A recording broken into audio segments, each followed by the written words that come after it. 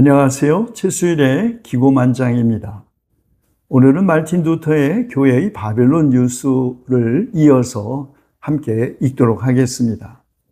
오늘 이 시간에는 말틴 루터가 이른바 고해성사, 참회의 성사죠. 그리고 견신대 혼인성사에 대한 말틴 루터의 비판과 그 생각을 함께 살펴보도록 하겠습니다.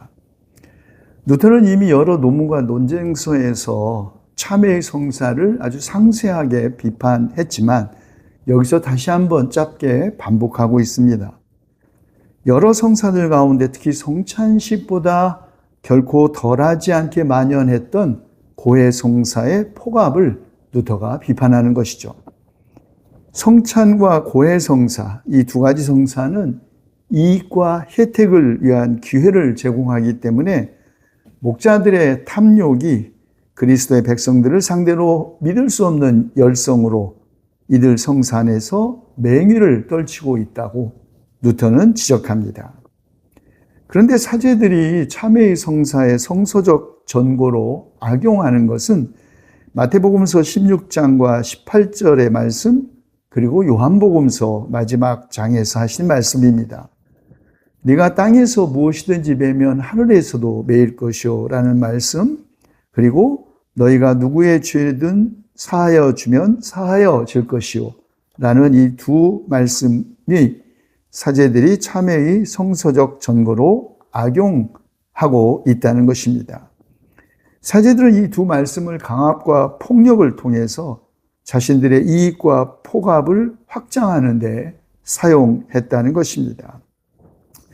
마침내 어떤 이들은 하늘의 천사들 위에 서서 명령하면서 믿을 수 없이 터무니없는 사악함으로 큰 소리를 치기 시작했으며 자신들이 하늘과 땅을 다스릴 권한을 얻어 하늘에서도 맬 수 있는 권세를 가졌다고 그렇게 주장했습니다. 그러나 루터는 그리스도께서 명하셨던 것은 권한이나 권력이나 지배력을 가지라는 것이 아니고 교회 안에서 섬기는 일을 하라는 것이었다고 상기시킵니다. 주님의 말씀 가운데는 권세에 대한 언급은 전혀 없고 오직 죄를 사해주는 사람의 봉사의 직분이 있을 뿐이라고 합니다. 그런데 사제들은 그들이 전복시켜온 언약과 믿음의 자리에 전혀 다른 것을 두었는데 곧 참회를 세 부분으로 나눈 것이 그것입니다. 뉘우침, 고백, 보속이 그것입니다. 그들은 약속에 대한 신앙보다도 뉘우침이 선행하고 훨씬 더 우월하다고 가르칩니다. 마치 통회가 신앙의 행위가 아니고 공로인 듯이 말한다는 것이죠. 실제로 그들은 행위에 집착하고 또한 성경 구절에 있어서도 얼마나 많은 사람들이 뉘우침과 마음의 겸손함 때문에 용서를 얻었던가를 보여주는 구절들에 집착합니다. 그러나 그들은 이런 뉘우침과 애통하는 마음을 낳는 신앙에 대해서는 전혀 설명을 하지 않습니다. 물론 루터는 깊이 뉘우치는 마음이야말로 소중하다고 합니다. 그러나 그것은 하나님께로부터 나오는 약속과 벌에 대한 살아있는 신앙이 있는 곳에서만 발견된다고 루터는 주장합니다.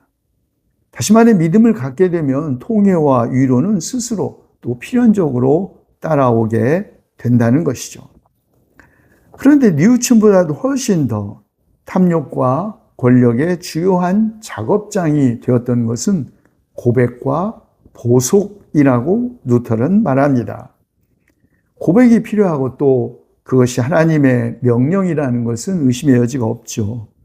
또 요한 1서 1장에는 만일 우리가 우리의 죄를 자백하면 그는 미쁘시고 의로우사 우리 죄를 사하신다라고 기록되어 있습니다. 그래서 비록 현행의 개별적 고백이 성서에 의해서 뒷받침되지는 않지만 루터는 진심으로 그것을 지지합니다. 그런 제도가 교회 안에 있다는 것은 매우 기뻐해야 할 일이라는 것이죠. 왜냐하면 괴로운 양심들에게 있어서 뉘우침이야말로 그것에 필적할 만한 것이 없는 치료제가 되기 때문이라는 것입니다.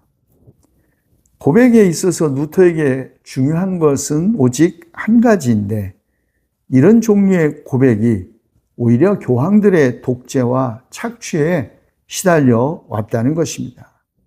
그들은 비밀스러운 죄들까지도 자신들에게 독점적으로 남겨두기도 하고 또는 그것들이 자신들에 의해 지명된 고해 신부들에게 알려지도록 명령했는데요.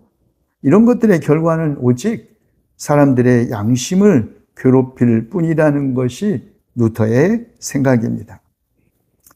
끝으로 루터는 교황과 사제들이 얼마나 적절하지 않게 보속을 다루는지도 이미 면별부에 관한 논쟁에서 충분히 보여주었음을 상기시키죠.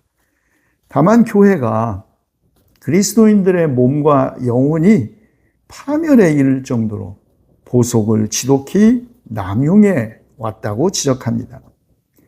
그들은 보속에 대해 계속해서 지겹도록 짓거리고 그 필요성을 너무 강조해서 그리스도에 대한 믿음을 위한 공간을 전혀 남겨두지 않았다는 것입니다. 심지어 그들은 칙령을 발표하여 참회자가 부과된 보속을 제대로 하지 않는다면 그 모든 죄를 또 한 번 반복해야 한다고 주장했습니다. 그들은 뉘우침보다는 그들 앞에 놓여 있는 보속을 완수하는 것에 더 큰 관심을 기울이고 있다. 루터의 비판입니다. 이어서 루터는 견진성사, 우리 개신교에서는 견신례라고 하죠. 견신례에 대해서도 비판을 제기합니다.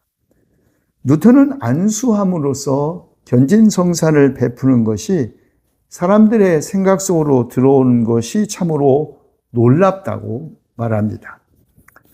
그리스도께서는 물론 이런 방식으로 어린아이들을 축복하셨고 사도들도 안수에 의해서 성령을 나누어 주었고 또한 교회 일꾼들을 임명하고 또 병자들을 치유하였다는 것을 우리는 알고 있습니다. 그런데 사도 바울은 디모데에게 디모데전서 5장 22절에서 아무에게나 경솔히 안수하지 말라고 했다는 것을 루터는 상기시킵니다. 그리고 루터는 자기 자신이 가톨릭 교회의 이 7가지 성사를 문제 삼는 것은 그것들 가운데 성서에 의해서 입증할 수 있다는 것을 도저히 인정할 수 없는 것들이 있기 때문이라고 합니다. 성사란 하나님께서 제정하신 것인데 이 안에 견진 성사가 들어갈 어떤 이유도 발견할 수 없고 또 그리스도께서 견진 성사에 관한 언약을 주셨다는 것도 성서에 없기 때문에 루터는 이런 것들을 성사라고 부를 수 없다고 합니다. 그런 것들이 결국 하나님의 약속과 연결되어 있지 않기 때문이라는 것입니다. 이것은 혼인성사도 마찬가지입니다.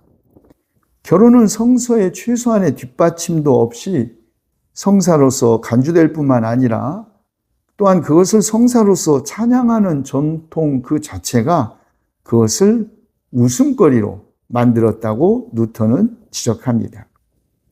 우리가 읽는 성서 어디에서도 혼인을 하는 사람이 하나님의 은혜를 받는다고 쓰여 있지 않습니다. 혼인 안에는 신적으로 제정된 어떤 표지도 없고 또 결혼이 어떤 것을 나타내는 표지로서 하나님에 의해 제정되었다는 내용도 성서 어디에서도 읽을 수 없지요. 더욱이 혼인은 세상이 생긴 이래로 존재해 왔고 또 믿지 않는 이들 가운데서도 행해지기 때문에 왜 혼인이 신약 성서의 성사이고 또 교회만의 성사라고 분류해야 하는지에 대한 아무런 이유가 없습니다. 게다가 결혼한 믿는 이들 가운데서도 사악한 사람들이 있고 어떤 때는 이교도들보다 더 악한 사람들도 있기 때문입니다. 그러니 왜 그들의 경우에 혼인이 성사로 분류해야 되고 이교도들 사이의 결혼은 그렇지 않아야 하는지 루터는 의문을 제기합니다. 그런데 혼인을 성사로 주장하는 사람들이 흔히 내세우는 성서적 정거는 에베소서 5장에 있는 사도 바울의 말씀입니다. 그 둘이 한 육체가 될지니 이 비밀이 크도다 라고 한 말이죠. 누턴은 이런 주장이 다른 것들과 마찬가지로 천박함과 성경에 대한 부주의라고 생각 없는 의외를 드러낸다고 합니다. 성경 전체 어느 곳에서도 이 성사라는 단어는 우리가 그것을 사용하는 의미에서 쓰이지 않기 때문입니다. 성사, 소위 사크라멘트라고 흔히 하죠. 이 단어가 성서 어디에서 쓰이든지 그것은 신성한 것을 가리키는 표지를 뜻하지 않고 다만 신성하고 은밀하며 감추어진 것 그 자체를 의미합니다. 사도 바울이 고린도전서 4장에서 사람이 마땅히 우리를 그리스도의 일꾼이요 하나님의 비밀을 맡은 자로 여길지어다 라고 말했는데요. 여기서 하나님의 비밀, 이것은 곧 성사입니다. 우리가 라틴어 번역 성경을 보면 사크라멘툼이라는 단어는 원래 성서의 그리스어 언어로 미스테리온입니다. 그런데 이 말을 번역자는 때때로 임의적으로 자신의 버전으로 번역하고 때로는 그리스어 형태를 유지합니다. 그렇기 때문에 바울이 말한 구절, 그 둘이 한 육체가 될지니 이 비밀이 크도다 라는 번역은 그리스도를 따르고 있는 것이죠. 따라서 바울의 글 안에서 성사, 곧 비밀은 성령의 지혜이고 고린도전서 2장에서 말하듯이 은밀한 가운데 감추어져 있는데 바로 그 감추어진 것, 그것은 바로 그리스도 자신이시고 바로 그 이유 때문에 그분께서는 이 세상의 통치자에게는 알려져 있지 않으셨다는 의미로 해석해야 한다는 것입니다. 그런 의미에서 누턴은 혼인이 그리스도와 교회의 상징이나 신적으로 제정된 성사가 아니라고 판단한 것입니다. 혼인 성사는 교회 안의 사람들이 단어와 또 그와 관련되는 것들에 대한 무지에 의해서 적용되고 고안되었다는 것이죠. 이런 무지, 그것이 신앙과 충돌하는 것이 아닌 한 비교적 관대하게 교회 안에서 품어지게 마련입니다. 그러나 거룩한 성경을 통해 하나님에 의해 우리에게 전해진 것들은 교회의 사람들에 의해서 고안되어 온 것들과는 정확하게 구분되어야 한다는 것이 루터의 생각입니다. 그런데 당시 고해 사제들을 가르치기 위한 목적으로 출판된 책이 있었습니다. 숨마 안젤리카. 이 책의 원제는 양심의 모든 경우들에 관한 총론서라는 책입니다.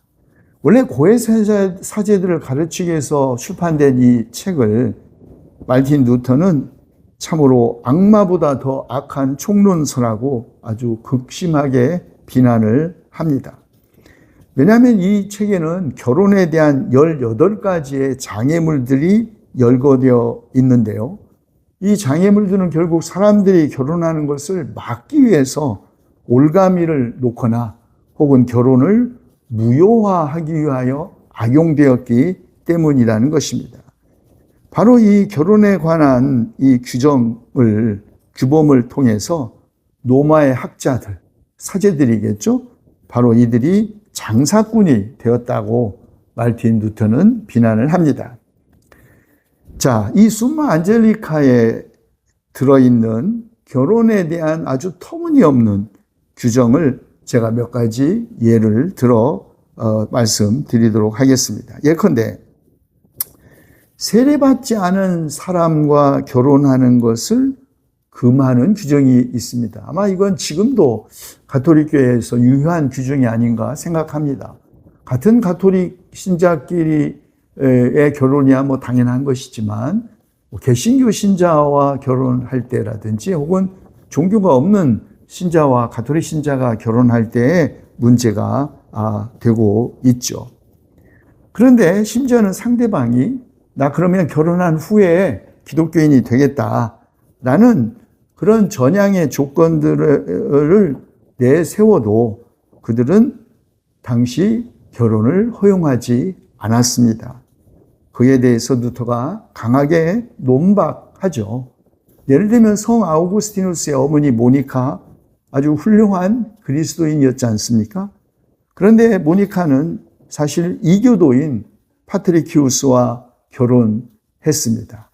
이 예를 들어 세례받지 않은 사람과의 결혼을 금지하는 가톨릭 교회의 입장을 루터는 비난한 것이죠. 또 하나 규정 이런 것입니다. 약혼한 남자가 다른 여자와 성적인 관계를 갖게 되면 그의 이전 약혼은 무효화된다. 이것이 가톨릭 교회의 공식적 입장이었습니다. 이에 대해 루터는 한 여인과 약혼을 했던 그 남자는 사실상 더 이상 그 자신에 속하지 않고 이런 사실 때문에 하나님의 법의 규정에 따라 오히려 그는 그 약혼녀에게 속한다. 그런 의미에서 약혼한 남자가 다른 여자와 성적 관계를 가졌다고 하여 약혼한 여인을 버리거나 혹은 이혼할 수 없다고 루터는 주장한 것입니다. 또 하나, 만약에 한 사람이 성직으로 서품이 될 경우 서품되기 전에 약속한 약혼도 혼인도 파기할 수 있다고 주장한 것입니다. 그러나 루터는 그들이 자신의 조항들을 오히려 하나님의 명령 위로 끊임없이 드높이는 현실을 비난하면서 부제나 사제 또는 주교나 다른 어떤 성직자의 결혼도 무효화될 수 없다고 강조한 것입니다. 루터는 몇 가지를 제외하고는 공적으로 약속된 혼인을 정당하게 파기할 수 있는 어떤 장애물도 없다고 생각했습니다. 다만 정당한 장애물 몇 가지에 대해서는 예외를 인정하고 있습니다.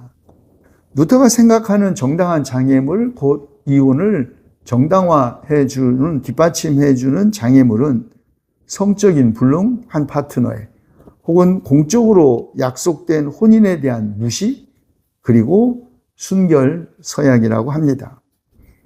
성적인 불능의 경우 한 여자가 성적으로 불능한 한 남자와 결혼을 했는데 그녀는 법정에서 남편의 성적인 불능을 증명할 수 없다고 할 경우, 그러나 그녀가 자녀를 갖기를 갈망하고 또는 계속 절제하면서 살 수 없다고 할 경우 루터는 그녀에게 남편과 이혼할 것을 요구하고 또 충고합니다.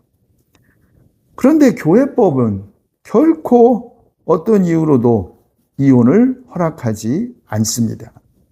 그러나 루터는 남자는 그녀의 권리를 인정해야 하고 겉보기에만 그에게 속한 그 부인을 차라리 다른 사람에게 양보해야 한다. 이렇게 주장합니다. 놀라울 정도의 결혼에 대한 루터의 개방적인 태도가 아닐 수 없습니다. 그런데 만약 남편이 그녀가 간통을 저지르도록 허락하기보다 오히려 이런 이혼에 동의하지 않으려고 한다면 루터는 그녀에게 다른 이와 혼인을 약속하도록 충고하고 차라리 알려지지 않은 곳으로 두 사람이 도망가라고 그렇게 권하기도 합니다. 이 세 가지 이외의 이혼에 대해서 루터는 물론 매우 보수적인 태도를 취합니다. 루터는 이혼을 몹시 싫어했기 때문에 차라리 중혼을 선호할 정도라고 하죠. 그리스도는 누구든지 음행한 이유 없이 아내를 버리면 이는 그로 간음하게 하며 또 누구든지 버림받은 여자와 장가드는 자도 간음함이라고 말씀하셨는데 이는 그리스도께서 이혼을 허락하시되 오직 부정의 경우에만 그렇다고 할 수 있습니다. 루터는 이 말씀을 근거로 교황이 다른 어떤 경우에 이혼을 허락할 때마다 오류를 범하고 있음에 틀림없다고 주장합니다. 그리고 풀리지 않는 큰 의문을 제기하는데, 왜 어떤 남자가 이혼에 의해서 부인과 갈라진 후에도 결혼하지 않은 채 살라고 강제하는지, 왜 그들은 그가 재혼하는 것을 허락하지 않으려 하는지에 대해서도 의문을 제기합니다. 예를 들면 자신의 잘못도 없이 재혼하지 않고 살도록 강요되는 사람들, 다시 말해 부인이나 남편이 그들을 버리고 달아나서 10년 후에나 돌아올 수 있고 어쩌면 또 결코 돌아오지 않을 그런 사람들에게조차 재혼을 허락하지 않는 것에 대해서 그 제도의 비인간성을 지적한 것이죠. 오늘은 여기까지 말씀드리겠습니다. 다음 시간에는 이어서 교회의 바벨론 유수 안에서 루터가 생각하는 성품성사 또 종부성사에 대해서 알아보도록 하겠습니다. 경청해 주셔서 고맙습니다.